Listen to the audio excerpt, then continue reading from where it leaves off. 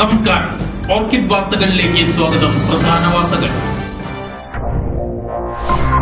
പ്രവാസി മലയാളിക്ക് അടിതെറ്റി. ഒരായുഷ്കാലം മണലാരണ്യത്തിൽ കഷ്ടപ്പെട്ട് നാട്ടിൽ ബിസിനസ് തുടങ്ങിയ പ്രവാസിക്ക് വരവേൽപ്പ് സിനിമാ മോഡൽ അന്തിക്കാട് പഞ്ചായത്തിന്റെ പീഡനം. ചാഴൂർ പഞ്ചായത്തിൽ പൊതുശ്മശാനത്തിൽ സംസ്കരിക്കാനെത്തിയ പട്ടികജാതിക്കാരന്റെ മൃതദേഹത്തെ മണിക്കൂറുകളോളം റോഡിൽ തടഞ്ഞു. പ്രതിഷേധം ശക്തമാകും.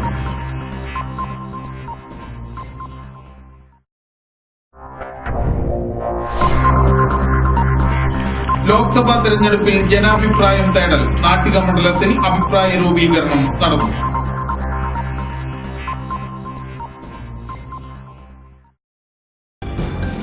വാർത്തകൾ വിശദമായി. അന്തിക്കാട് സെന്ററിലെ അറേബ്യൻ ഹോട്ടൽ അടച്ചുപൂട്ടി. തൽപര കക്ഷികളുടെ കുതന്ത്രങ്ങൾക്കിരയായ അന്തിക്കാട്ടെ അറേബ്യൻ ഹോട്ടൽ പൂർണ്ണമായും പ്രവർത്തനം അവസാനിപ്പിച്ച് അടച്ചുപൂട്ടി. 1,59,00,000 രൂപ മുതൽ മുടക്കി 2.5 വർഷം മുമ്പ് അന്തിക്കാട് കാരണപറമ്പിൽ മുഹമ്മദ് അഷ്റഫ് എന്ന പ്രവാസി ആരംഭിച്ച സ്വപ്ന പദ്ധതിയാണ് ചിലരുടെ ഗൂഢലക്ഷ്യങ്ങൾക്ക് ഇരയായി അടച്ചുപൂട്ടിയത്. അന്തിക്കാട് സെന്ററിന്റെ വികസനത്തിലെ നാഴികക്കല്ലെന്ന് വിശേഷിപ്പിക്കപ്പെട്ട ഹോട്ടലിൽ പാർക്കിംഗ് ഉൾപ്പെടെ എല്ലാ ആധുനിക സൌകര്യങ്ങളും ഉണ്ടായിരുന്നു. ഹോട്ടലിൽ ഉപയോഗിക്കുന്ന അവശിഷ്ടങ്ങളും മാലിന്യങ്ങളും ശാസ്ത്രീയമായ രീതിയിൽ സംസ്കരിക്കുന്നതിന് 6 ഡ്രൈനേജുകൾ ഉൾപ്പെടെയുള്ള സൌകര്യങ്ങളുള്ള ഹോട്ടലാണ് മലിനജലം പുറത്തേക്ക് തള്ളുന്നതെന്ന കാരണം പറഞ്ഞ് ചില തൽപര കക്ഷികൾ അടച്ചുപൂട്ടിയതെന്ന് ഉടമകൾ പറയുന്നു. അന്തിക്കാട് അറേബ്യൻ എന്ന ഒരു സ്ഥാപനം, ഞാനത് വളരെ ആഗ്രഹത്തോടെ വളരെയധികം 2,59,00,000 രൂപ ചെലവ് മുതൽ മുടക്കി ഈ സ്ഥാപനം മുന്നോട്ട് കൊണ്ടുപോകാൻ എന്നുള്ളത് ഞങ്ങളുടെ വലിയ ഒരു ആഗ്രഹമായിരുന്നു. ഈ 2,59,00,000 രൂപ മുതൽ മുടക്കി ഞങ്ങളൊരു ഹോട്ടൽ ഞങ്ങളവിടെ പടുത്തുയർത്തിയത് അത് അന്തിക്കാടിനെ സംബന്ധിച്ചിടത്തോളം ഒരു വികസനവും അന്തിക്കാടിന്റെ ഒരു മുഖച്ഛായ തന്നെ മാറ്റിമറിക്കുന്ന ഒരു ഹോട്ടലായിട്ടാണ് കൊണ്ടുവന്നത്. വളരെ വൃത്തിയോടും ഭംഗിയോടും വളരെ വൃത്തിയോടും തന്നെ ഞങ്ങൾ ആ ഹോട്ടൽ നടത്തിക്കൊണ്ടുപോവുകയായിരുന്നു. ഇങ്ങനെയുള്ള സാഹചര്യത്തിൽ ഡ്രൈനേജ് എന്ന് പറഞ്ഞാൽ ഞങ്ങളുടെ ഹോട്ടലിൽ ഉപയോഗിക്കുന്ന എല്ലാ വെള്ളങ്ങളും സംഭരിക്കുന്ന സംഭരണി എന്ന നിലയ്ക്ക് 8 സംഭരണിയാണ് ഞങ്ങളുടെ ഹോട്ടലിലുള്ളത്. ഈ 8 സംഭരണി ഞങ്ങളുടെ ഹോട്ടലിൽ നിലനിൽക്കുമ്പോൾ ആ 8 സംഭരണിയിൽ നിറയുന്ന വെള്ളം ഞങ്ങൾ വണ്ടി വാടകയ്ക്ക് വിളിച്ച് വലിച്ചു കൊണ്ടുപോകുന്നതാണ് പതിവ്. പക്ഷേ ഈ അടുത്ത കാലത്ത് വളരെയധികം ശക്തമായ മഴ നിലനിന്നുകൊണ്ട് ആ ഡ്രൈനേജ് എന്ന് പറയുന്ന ആ സംഭരണി നിറഞ്ഞ് പുറത്തേക്ക് ഒഴുകുകയുണ്ടായി. അതിൻ്റെ അഭാവത്തിൽ ഇവിടെയുള്ള നമ്മുടെ അറേബ്യൻ റെസ്റ്റോറൻറ്റ് എന്ന് പറഞ്ഞ ഹോട്ടലിൻ്റെ നേരെ പടിഞ്ഞാറ് ഭാഗത്ത് സ്ഥിതി കഴിഞ്ഞാൽ CPI ഓഫീസിലെ അവിടെയുള്ള AIYF എന്ന സംഘടന പഞ്ചായത്തിന് പരാതി കൊടുക്കുകയും ആ പരാതി അടിസ്ഥാനത്തിൽ ഹെൽത്ത് വന്ന് അന്വേഷിക്കുകയും അവർ പൂർണ്ണമായ ശുചിത്വ സർട്ടിഫിക്കറ്റ് നൽകുകയും ആലപ്പാട് സൂപ്രണ്ട് വന്ന് അതിനുള്ള പരാതി പരിശോധിക്കുകയും അവിടെ അങ്ങനെയുള്ള ഒരു പ്രശ്നങ്ങളോ അവിടെ ഈ പറഞ്ഞ ഒരു വൃത്തികെട്ട രീതിയിലും അവിടെ ഇല്ല എന്നുള്ള ഉത്തമ ബോധ്യ ക്ലീൻ സർട്ടിഫിക്കറ്റ് പഞ്ചായത്തിന് നൽകുകയും ഹോട്ടലിന്റെ പടിഞ്ഞാറ് ഭാഗത്തുകൂടി പരമ്പരാഗതമായി വെള്ളം ഒഴുകി ഇറിഗേഷൻ കനാലിലേക്ക് പോയിരുന്ന തോട് സമീപത്ത് ബോധപൂർവം അടച്ചതോടെയാണ് പ്രശ്നങ്ങൾ ആരംഭിച്ചത്. കനത്ത മഴ പെയ്യുമ്പോൾ ഹോട്ടലിന്റെ അടുക്കള പോലും ഉപയോഗശൂന്യമാകുന്ന പതിവുണ്ട്. ഇത്തരം സാഹചര്യങ്ങൾ ബോധപൂർവം സൃഷ്ടിക്കപ്പെടുന്നതാണെന്ന് മനസ്സിലായതിനാൽ എല്ലാ വിട്ടുവീഴ്ചകൾക്കും തയ്യാറായിട്ടാണ് 2.5 വർഷം ഹോട്ടലിന്റെ പ്രവർത്തനം മുന്നോട്ട് കൊണ്ടുപോയതെന്നും ഉടമകൾ പറഞ്ഞു. അന്തിക്കാട് സെൻട്രൽ പ്രദേശത്തു നിന്നുള്ള എല്ലാ മഴവെള്ളവും ഒഴുകിപ്പോയിരുന്ന പരമ്പരാഗത തോട് നികത്തുകയും ഹോട്ടലിന്റെ പ്രവർത്തനങ്ങൾക്ക് തടസ്സം സൃഷ്ടിക്കുകയും ചെയ്തതിനു ശേഷവും ഹോട്ടലിന് ലൈസൻസ് പുതുക്കാതിരിക്കാൻ ഇരട്ട റോൾ കളിക്കുകയും ചെയ്തവരെ ജനങ്ങൾ തിരിച്ചറിയണമെന്നാണ് പ്രവാസികളായ ഹോട്ടൽ ഉടമ പറയുന്നത്. ഹോട്ടലിൽ നിന്നുള്ള ഒരു തുള്ളി മലിനജലം പുറത്തേക്ക് ഒഴുകുന്നില്ല. കനത്ത മഴ പെയ്യുമ്പോൾ മാത്രം പാത്രം ഒഴുകുന്ന വെള്ളം ശേഖരിക്കുന്ന ഡ്രൈനേജിൽ നിന്ന് ഓവർഫ്ലോ വരുന്നത് വെള്ളം മാത്രമാണ് സമീപത്തെ ഇറിഗേഷൻ കനാലിലേക്ക് ഒഴുകുന്നതെന്നും ഇത് ആരോഗ്യവകുപ്പ് ഉദ്യോഗസ്ഥർക്കും മറ്റും മനസ്സിലായതാണെന്നും ഉടമകൾ പറഞ്ഞു.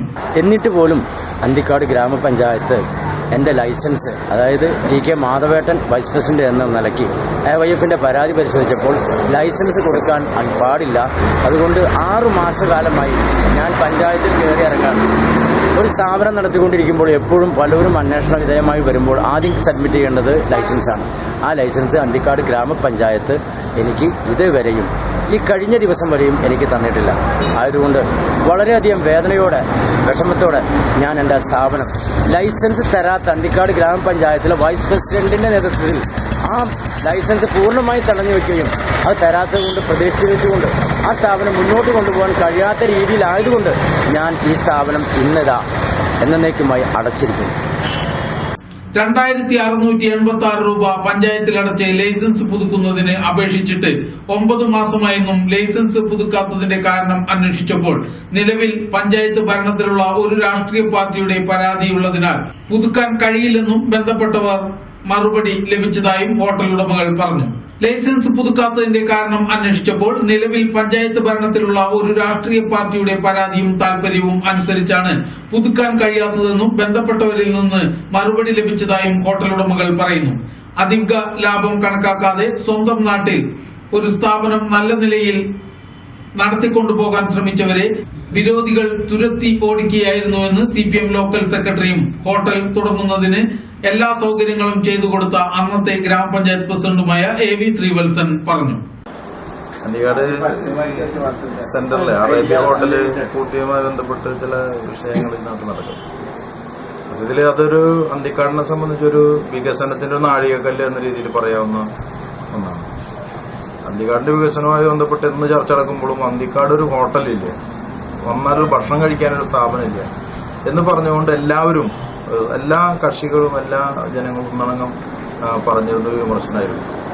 പഞ്ചായത്തിനെതിരെ വിമർശനം ഉന്നയിക്കാൻ പോലും പലരും അത് ആയുധമാക്കിയിട്ടുണ്ട്. പക്ഷെ അതിനൊക്കെ മറുപടി എന്ന രീതിയിൽ നമ്മുടെ ഗൾഫ് മലയാളിയായിട്ടുള്ള അഷ്റഫുദ്ദീൻ ഖാദർക്കൊക്കെ ചേർന്ന് അവിടെ അദ്ദേഹത്തിന്റെ മൂത്തക്കടക്കം അവിടെ നല്ല രീതിയിലൊരു ഹോട്ടൽ തുടങ്ങിയത്. അവിടെ ഭക്ഷണം കഴിക്കാന്നുള്ള മാത്രമല്ല പ്രാഥമിക ആവശ്യങ്ങൾ നിർവഹിക്കാൻ കൂടിയ ആളുകൾക്ക് കഴിയുന്ന രീതിയിൽ നല്ല രീതിയിൽ ഹോട്ടൽ നടത്തിയിരുന്നതാണ്. അതിന്റെ അടുക്കളയിൽ പോലും നമുക്കിരുന്ന് ഭക്ഷണം കഴിക്കാവുന്ന രീതിയിൽ അത്രയും നല്ല വൃത്തിയും വെടുപ്പിലും കാര്യങ്ങളൊക്കെ എത്തിരുന്ന ഹോട്ടലാണ്. അത് പൂട്ടാൻ വന്ന സാഹചര്യം എന്ന് പറഞ്ഞത് അത് വളരെ പൂട്ടിക്കുക എന്ന രീതിയിലുള്ള സമീപനങ്ങൾ എടുത്തു എന്നാണ് കേൾക്കുന്നത്. അത് ശരിയായ സമീപനമല്ല. അന്തിക്കാടിനെ സംബന്ധിച്ച് അതൊരു വലിയ നഷ്ടമായിട്ടുണ്ട് ആ ഹോട്ടൽ കൂട്ടുന്നത് എന്നുള്ളതാണ് പറയാനുള്ളത്. പഞ്ചായത്തിലടക്കം ഹെൽത്ത് ആളുകൾക്കടക്കം നിരവധി പരാതികൾ ചെല്ലും. അതിന്റെ ഭാഗമായി പ്രവർത്തിക്കാൻ കഴിയാത്ത വിധത്തിലേക്ക് അത് നീങ്ങുന്നു എന്ന രീതിയിലാണ് അതിന്റെ ആളുകൾ പറഞ്ഞത്. അങ്ങനെ ഉണ്ടായിട്ടുണ്ടെങ്കിൽ അതൊരു മോശമായിട്ടുള്ള സംഗതിയാണ്. അന്തിക്കാടിന്റെ വികസനത്തിന് ഒരു വിലങ്ങുതടി സൃഷ്ടിക്കുന്ന സമീപനമായിട്ടുണ്ട് എന്നുള്ളതാണ് പറയാം. ചാഴൂർ പഞ്ചായത്തിലെ പൊതുശ്മശാനത്തിൽ മൃതദേഹം സംസ്കരിക്കാനെത്തിയ ബന്ധുക്കളെയും മൃതശരീരത്തെയും മണിക്കൂറുകളോളം തടഞ്ഞുവെച്ചവർക്കെതിരെ പ്രതിഷേധം ശക്തമാകുന്നു. കഴിഞ്ഞ ദിവസം ചാഴൂർ പഞ്ചായത്ത് 13-ാം വാർഡിൽ ചാഴൂർ റോഡിന് സമീപം ആത്മഹത്യ ചെയ്ത പുതുവീട്ടിൽ അശോകന്റെ മൃതദേഹം മുളങ്കുന്നത്തുകാവ് മെഡിക്കൽ കോളേജിൽ കൊണ്ടുപോയി പോസ്റ്റ്മോർട്ടം നടത്തി സംസ്കരിക്കാനെത്തിയപ്പോഴാണ് ഒരു സംഘം ആളുകൾ വാഹനം തടഞ്ഞത്. പഞ്ചായത്ത് ശ്മശാന ഭൂമിയിൽ മൃതദേഹം സംസ്കരിക്കാനാവില്ലെന്ന് നിലപാടെടുത്ത കണ്ണോളി സുരേഷ്, വെള്ളാമ്പറമ്പിൽ സുധീശൻ എന്നിവരുടെ നേതൃത്വത്തിലുള്ള 10-അംഗ സംഘം മൃതദേഹം വഹിച്ചുള്ള ബന്ധുജനങ്ങളടങ്ങിയ വാഹന സംഘത്തെ തടഞ്ഞുവെക്കുകയായിരുന്നു. തുടർന്ന് Chazhoor panchayat president NG Jayaraj, Cherpu police എന്നിവർ സ്ഥലത്തെത്തി മണിക്കൂറുകൾ നടന്ന വാഗ്വാദങ്ങൾക്കൊടുവിലാണ് ഇവിടെ മൃതദേഹം സംസ്കരിച്ചത്. ആധുനിക ക്രിമിറ്റോറിയം പണിയാനുള്ള നടപടിക്രമങ്ങൾ പൂർത്തിയാകുന്നതിനിടെയാണ് 3 സെന്റ് ഭൂമി മാത്രമുള്ള ഒരു പട്ടികജാതിക്കാരന്റെ മൃതദേഹത്തോട് ഇത്തരം അനാദരവ് കാണിച്ചത്. ആധുനിക ക്രിമിറ്റോറിയം വരുന്നത് തടയാൻ സ്ഥലത്ത് ആക്ഷൻ കൌൺസിൽ രൂപീകരിച്ചിരുന്നു. ഇവരാണ് മൃതദേഹം സംസ്കരിക്കുന്നത് തടഞ്ഞത്. മൃതദേഹം സംസ്കരിക്കുന്നത് തടഞ്ഞവർക്കെതിരെ ക്രിമിനൽ കേസെടുത്ത് ഇവർക്ക് നിയമപരമായ ശിക്ഷ ഉറപ്പാക്കണമെന്ന് SNDP Perungottukara union secretary advocate KC Satheendran ആവശ്യപ്പെട്ടു. നാട്ടിക മണ്ഡലം പട്ടികജാതി പട്ടികവർഗ സംയുക്ത സമരസമിതിയും പ്രതിഷേധവുമായി രംഗത്തെത്തിയിട്ടുണ്ട്. സംഘർഷം സൃഷ്ടിച്ചവർക്കെതിരെ ജില്ലാ കളക്ടർ ഉൾപ്പെടെയുള്ളവർക്ക് പരാതി നൽകാനും ശക്തമായ നടപടി ഉണ്ടാകാത്ത പക്ഷം സമരപരിപാടികളുമായി രംഗത്തിറങ്ങാനും സമിതി തീരുമാനിച്ചു. നേതാക്കളായ സന്തോഷ് കോലോത്ത്, KT ചന്ദ്രൻ, PR ഷാജു തുടങ്ങിയവരും സംസാരിച്ചു. AICC നിർദ്ദേശാനുസരണം 2014 പാർലമെന്റ് തിരഞ്ഞെടുപ്പിനോടനുബന്ധിച്ച് ജനങ്ങളുടെ നിർദ്ദേശങ്ങൾ രേഖപ്പെടുത്തുന്നതിനായി മണ്ഡലത്തിൽ ചേർന്ന അഭിപ്രായ രൂപീകരണ യോഗം സാഹിത്യകാരൻ ബാലചന്ദ്രൻ വടക്കേടുത്ത് ഉദ്ഘാടനം ചെയ്തു. ജില്ലാ സഹകരണ bank president MK Abdul Salam മുഖ്യപ്രഭാഷണം നടത്തി.